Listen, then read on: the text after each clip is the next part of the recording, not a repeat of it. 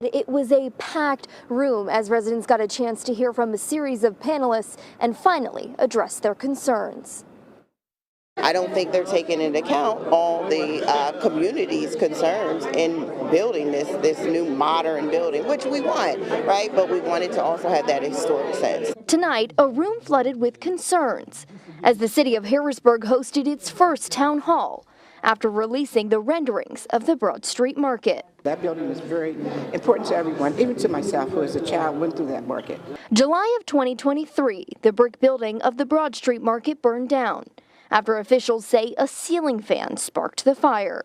Now, the infancy stages of rebuilding have begun, but many residents are not happy with the progress and current renderings. That space has been used as a community space for gathering for free.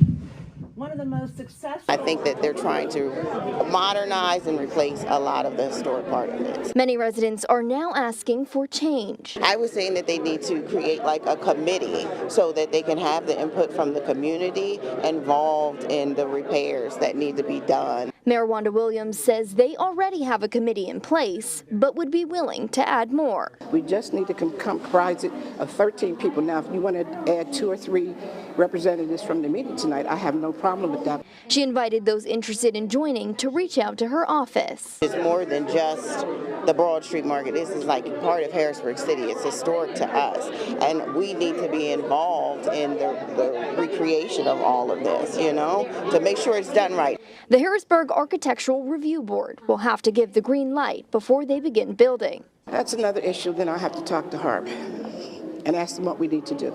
Although the city has already been having frequent meetings with the board, it's an additional step in the already lengthy reconstruction process. We want to do it correctly, and that's our main goal, is to make sure that we restore it to its original status, and that's where we are at this point.